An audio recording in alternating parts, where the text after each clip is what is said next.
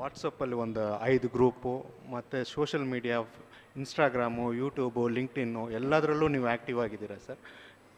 So curiosity ಕೇಳ್ತಾ ಇದ್ದೀನಿ, how do your date starts, how it complete sir? ಎಷ್ಟು busy schedule, ನೀವು ಅಷ್ಟೊಂದು ಆ್ಯಕ್ಟಿವ್ ಆಗಿದ್ದೀರಾ? ಬೆಳಗ್ಗೆನೂ ಬರುತ್ತೆ, ಬರ್ತಾನೆ ಇದೆ.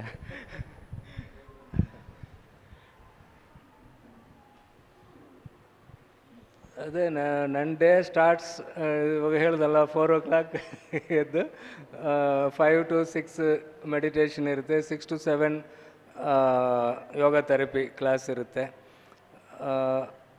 ಆಮೇಲೆ ಆಮೇಲೆ ಒಂದು ಹಾಫ್ ಆನ್ ಅವರ್ ಮೆಸೇಜ್ ಕಳಿಸೋದಕ್ಕೆ ಟೈಮ್ ಸ್ಪೆಂಡ್ ಮಾಡ್ತೀನಿ ಕ್ಲಾಸ್ ಆದಮೇಲೆ.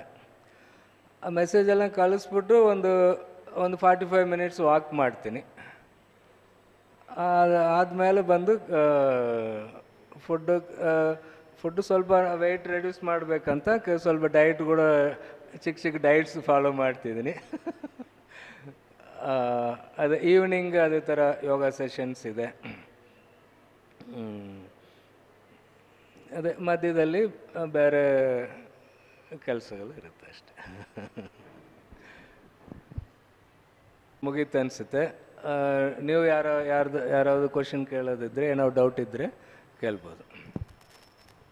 ಆಫ್ಟರ್ ಮೆಡಿಟೇಷನ್ನು ನಮಗೆ ಪೀಸ್ಫುಲ್ ಇನ್ನೂ ಸಿಕ್ಕಿಲ್ಲ ಅಂತಂದರೆ ಅದನ್ನು ಹೆಂಗೆ ಅದು ಓವರ್ಕಮ್ ಮಾಡೋದು?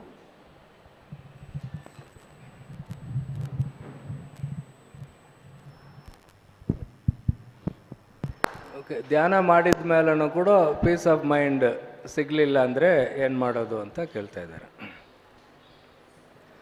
ಸೊ ರೆಗ್ಯುಲರಾಗಿ ಧ್ಯಾನ ಮಾಡಿದ್ರೆ ಡೆಫಿನೆಟಾಗಿ ಪೀಸ್ ಆಫ್ ಮೈಂಡ್ ಸಿಗುತ್ತೆ.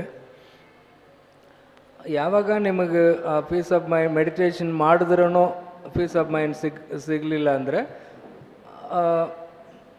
ನಿಮ್ಮ ಲೈಫಲ್ಲಿ ಏನೋ ಒಂದು ಪ್ರಾಬ್ಲಮ್ ಇದೆ, ಏನೋ ಒಂದು ಇಶ್ಯೂಸ್ ಇರ್ಬೋದು, ಫ್ಯಾಮಿಲಿಯಲ್ಲಾಗಲಿ ಅಥವಾ ನಿಮ್ಮ ಪರ್ಸ್ನಲ್ ಆಗಿನೋ, ಫ್ಯಾಮಿಲಿಯಲ್ಲೋ ಅಥವಾ ಆಫೀಸಲ್ಲೋ ಏನೋ ಇಶ್ಯೂ ಇದೆ, ಅದು ಸಾಲ್ವ್ ಮಾಡಬೇಕು ಅನ್ನುವಾಗ ಅದು ಸಾಲ್ವ್ ಆಗುವವರೆಗೂ ಸ್ವಲ್ಪ ಡಿಸ್ಟರ್ಬ್ಡ್ ಆಗಿಯೇ ಇರುತ್ತೆ. ಆ ಪ್ರಾಬ್ಲಮ್ ಸಾಲ್ವ್ ಆದರೆ ಆಮೇಲೆ ನಿಮ್ಮ ಮೈಂಡ್ ಕಾಮ್ ಆಗುತ್ತೆ. ಸೊ ಯಾಕಂದರೆ ಅದು ಮೇ ಬಿ ಇಂಪಾರ್ಟೆಂಟ್ ವಿಷಯ ಇರ್ಬೋದು ಆ ಇಶ್ಯೂ. ಅದನ್ನು ಫಾರ್ ಎಕ್ಸಾಂಪಲ್, ನೀವು ಸ್ವಲ್ಪ ಕೇರ್ಲೆಸ್ ಆಗಿದ್ದರೆ ನಿಮಗೆ ಲ್ಯಾಕ್ಸ್ ಆಫ್ ರುಪೀಸ್ ಅಥವಾ ಕ್ರೋರ್ಸ್ ಆಫ್ ರುಪೀಸ್ ಲಾಸ್ ಆಗುತ್ತೆ ಅಂದರೆ ಡೆಫಿನೆಟಾಗಿ ಅವಾಗ ನಿಮ್ಮ ಮೈಂಡು ಸ್ವಲ್ಪ ಅಜಿಟೇಷನಲ್ಲೇ ಇರುತ್ತೆ, ಸ್ವಲ್ಪ ಟೆನ್ಷನ್ ಆಗಿಯೇ ಇರುತ್ತೆ. ಸೊ ಆವಾಗ ಅದು ನೀವು ಧ್ಯಾನ ಮಾಡಲಿಲ್ಲ ಅಂದರೆ ತುಂಬಾ ಅಜಿಟೇಟೆಡ್ ಆಗಿ ತುಂಬ ಪ್ರಾಬ್ಲಮ್ ಆಗುತ್ತೆ. ಸೊ ಧ್ಯಾನ ಮಾಡೋದರಿಂದ ಅದರದ್ದು ಇಂಟೆನ್ಸಿಟಿ ಕಡಿಮೆ ಆಗುತ್ತೆ. ಕಂಪ್ಲೀಟ್ ನಿಮಗೆ 100% ಪೀಸ್ ಆಫ್ ಮೈಂಡ್ ಇಲ್ಲ ಅಂದ್ರೂ ಆ ಟೆನ್ಷನಿಂದ ಬರೋ ಬಾಧಿಸಲು ಕಡಿಮೆ ಆಗುತ್ತೆ. ಸೊ ಅಟ್ಲೀಸ್ಟ್ ನಿಮಗೊಂದು 50% ಯಾವುದು ಮೈಂಡ್ ಕಾಮ್ ಆಗುತ್ತೆ. ಸೊ 100% ಪೀಸ್ ಆಫ್ ಮೈಂಡ್ ಸಿಗಬೇಕಂದ್ರೆ ಆ ಪ್ರಾಬ್ಲಮ್ ಸಾಲ್ವ್ ಆಗಬೇಕು. ಇನ್ನೊಂದು ಕ್ವಶನ್ ಇದೆ, ನಾವು ಲೈಫಿಂದ ಏನು ಎಕ್ಸ್ಪೆಕ್ಟ್ ಮಾಡ್ಬೋದು? ಈಗ ಬೀಯಿಂಗ್ ಅ ವುಮೆನ್ ಏನಕ್ಕೋಸ್ಕರ ನಾವು ಬದುಕಿರಿ? ಇವಾಗ ನೀವು ಹೇಳಿರೋ ಪ್ರಕಾರ ನಾರ್ಮಲ್ ಮೆಡಿಟೇಷನ್ ಮಾಡಬೇಕು, ಜೀವನ ಮಾಡಬೇಕು, ಎಲ್ಲರೂ ಹುಡ್ತಾರೆ ಸಾಯ್ತಾರೆ ಅಷ್ಟೇ. ಇವಾಗ ನಾವು ಲೈಫಿಂದ ಏನು ಎಕ್ಸ್ಪೆಕ್ಟ್ ಮಾಡ್ಬೋದು? ಇಲ್ಲ, ಲೈಫಿಂದ ನಾವೇನು ಎಕ್ಸ್ಪೆಕ್ಟ್ ಮಾಡೋದು ಬೇಕಾಗಿಲ್ಲ. ಲೈಫನ್ನು ಟು ದ ಫುಲ್ಲೆಸ್ಟ್ ಎಕ್ಸ್ಟೆಂಟ್ ನಾವು ಬದುಕಬೇಕು ಅಷ್ಟೇ.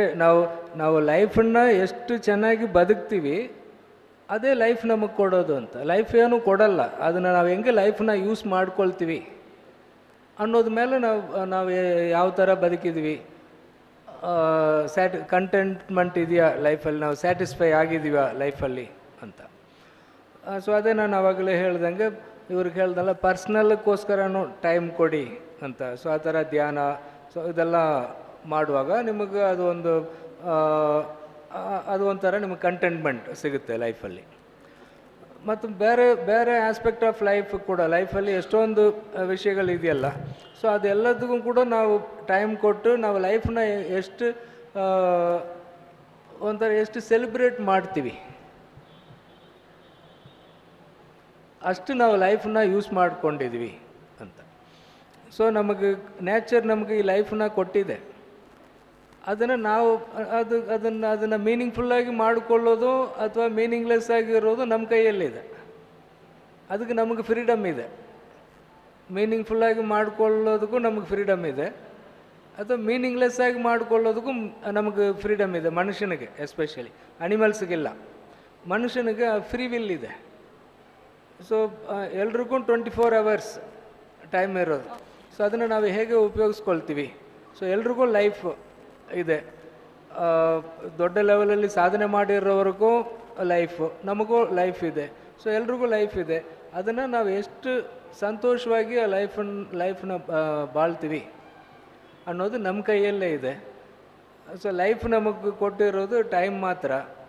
ಅದನ್ನು ಹೇಗೆ ನಾವು ಉಪಯೋಗಿಸ್ಕೊಳ್ತೀವಿ ಅನ್ನೋದ ಮೇಲೇ ನಮ್ಮ ಲೈಫನ್ನ ನಾವು ಕನ್ಸ್ಟ್ರಕ್ಟ್ ಮಾಡ್ಕೊಳ್ತೀವಿ.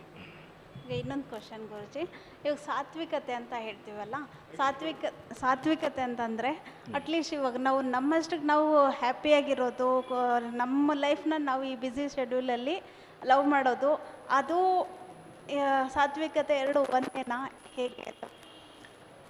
ಇಲ್ಲ, ಇದು ಸಾತ್ವಿಕತೆ ಅಂದರೆ ಸಾತ್ವಿಕ ಜೀವನ ಅಂತ ಹೇಳಿದ್ರೆ ನಾವು ಚೆನ್ನಾಗಿರೋದು ಮಾತ್ರ ಅಲ್ಲ, ಬೇರೆಯವರು ಚೆನ್ನಾಗಿರೋದಕ್ಕೆ ಹೆಲ್ಪ್ ಮಾಡೋದನ್ನೇ ಸಾತ್ವಿಕ ಜೀವನ ಅಂತ ಹೇಳ್ತೀವಿ. ಸೊ ಫಸ್ಟ್ ನಾವು ಯಾರಿಗೂ ತೊಂದರೆ ಕೊಡಬಾರ್ದು, ಅದು ಫಸ್ಟ್ ಸ್ಟೆಪ್ಪು. ಬೇರೆಯವರು ನೋವಿನಲ್ಲಿದ್ದರೆ ಅವ್ರಿಗೆ ಹೆಲ್ಪ್ ಮಾಡೋದು ಸೆಕೆಂಡ್ ಸ್ಟೆಪ್. ಸೊ ಇದು ಎರಡೂ ಸೇರಿದ್ದೇ ಸಾತ್ವಿಕ ಜೀವನ. ಆ ಥರ ಬೇರೆಯವ್ರಿಗೆ, ಬೇರೆ ಮನುಷ್ಯರಿಗೆ ಮಾತ್ರ ಅಲ್ಲ, ಯಾವುದೇ ಜೀವಿಗೂ ಕೂಡ ಹರ್ಟ್ ಮಾಡಬಾರ್ದು ಅನ್ನೋ ಕಾನ್ಸೆಪ್ಟ್ ಇರೋದ್ರಿಂದನೇ ಅದು ನಾನ್ ವೆಜ್ ತಿನ್ನಬಾರ್ದು ಅನ್ನೋ ಕಾನ್ಸೆಪ್ಟ್ ಬಂದಿದೆ. ಯಾಕಂದರೆ ಇನ್ನೊಂದು ಜೀವಿಗೆ ಹಿಂಸೆ ಕೊಟ್ಟು ಅದನ್ನು ತಿಂತೀವಿ, ಅದು ಸಾತ್ವಿಕ ಜೀವನ ಅಲ್ಲ ಅನ್ನುವ ಅರ್ಥದಲ್ಲಿ. ಗುರುಜಿ, ಇದಕ್ಕೆ ಸಂಬಂಧಪಟ್ಟದಂಗೆ ಇದು ಗರುಡ ಪುರಾಣದಲ್ಲಿ ಗುಡ್ ಡೀಡ್ಸು ಮತ್ತು ಬ್ಯಾಡ್ ಡೀಡ್ಸ್ ಅಂತ ಇರುತ್ತಲ್ಲ, ಅಲ್ಲಿ ನಮಗೆ ಫನಿಷ್ ಆಗುತ್ತೆ ಇಲ್ಲ ಬ್ಲೆಸ್ ಆಗುತ್ತೆ ಅಂತ ಹೇಳ್ತಾರೆ. ಈ ಸಾತ್ವಿಕಕ್ಕೂ ಅದಕ್ಕೂ ಸಂಬಂಧ ಇದೆಯಾ? ಸೊ ಯಾರೋ ಅಲ್ಲಿ ಹೋಗಿ ಬಂದು ಗರುಡ ಪುರಾಣ ಪ್ರಕಾರ ಸತ್ತ ಮೇಲೆ ನನ್ನ ಆ ಥರ ಬಾಯಿಲ್ ಆಗ್ತಾ ಇರೋ ಎಣ್ಣೆಯಲ್ಲಿ ಫ್ರೈ ಮಾಡಿದ್ರು ಅಂತ ಯಾರೂ ಬಂದು ಹೇಳಲಿಲ್ಲ.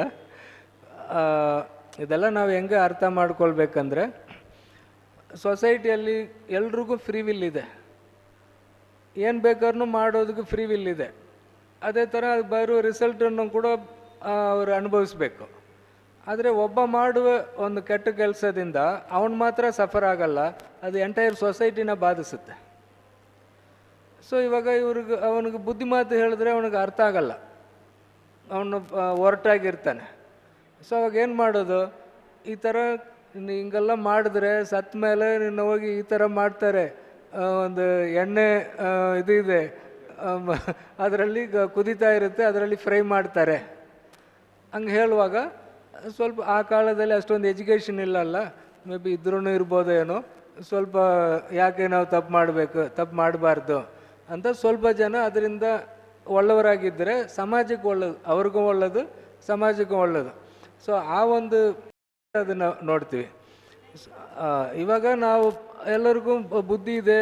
ಸೊ ಅದರಿಂದ ಇನ್ನೊಬ್ಬರಿಗೆ ಹರ್ಟ್ ಮಾಡಿದ್ರೆ, ಇವಾಗ ನಮಗೆ ಇನ್ನೊಬ್ಬರು ಹರ್ಟ್ ಮಾಡಿದ್ರೆ ಹೆಂಗೆ ನೋವಾಗುತ್ತೋ ಅದೇ ಥರನೇ ಇನ್ನೊಂದು ಜೀವಿಗೂ ಕೂಡ ನೋವಾಗುತ್ತೆ. ಹಾಗಾಗಿ ನಾವು ನೋವು ಕೊಡಬಾರ್ದು ಅಂತ ಅಷ್ಟು ಮೆಚ್ಯೂರಿಟಿ ಬಂದರೆ ನೀವು ಬೇರೆ ಗರುಡ ಪುರಾಣ ಅದ್ರ ಬಗ್ಗೆ ಎಲ್ಲ ತಲೆ ಕೆಡಿಸ್ಕೊಳ್ಬೇಕಾಗಿಲ್ಲ, ಸ್ವರ್ಗ ನರಕ ಅದ್ರ ಬಗ್ಗೆ ಯೋಚನೆ ಮಾಡಬೇಕಾಗಿಲ್ಲ. The essence of spirituality is never hurt, help ever ಅಷ್ಟೆ.